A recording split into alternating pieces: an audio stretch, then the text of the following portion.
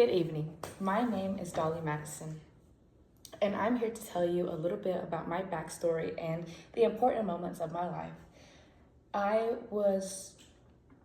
grew up with the religion of Quakers. It is rooted in Christianity.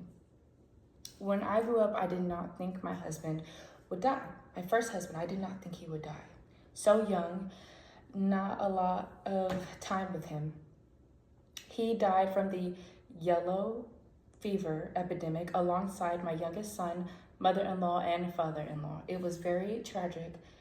After a couple years of being widowed, a friend of mine, Little Madison, also known as Aaron Burr, asked me if I wanted to meet with him. I said yeah, not knowing it would lead me to my future husband, James Madison. Mine and Madison's relationship was controversial at the time because of our age gap. When we married, I was at the age of 26 and he was 43, which, let me do the math for you. That is 17 years apart.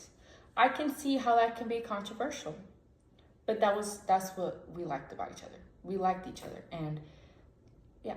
In the time of being married to President Madison, I became the official hostess of the White House because of my weekly dinners, my balls, and just other meetings. I would host them every Wednesday, and I decided to invite, knowing that they did not want to be in the presence of each other, the Federalist and the Democratic Republican Party. I did this because I knew I could charm them to gather and be one. They decided to come either way, even if they didn't like each other, because I served ice cream. This was very, very important to them because I was the first to ever serve it. And it brought them together, so why not? And it's yummy. Even when excuse me, I'm sorry. I loved hosting. I enjoyed hosting. And then came the War of 1812. My husband, Madison, was away on duties relating to the war, and I was left in charge of the White House.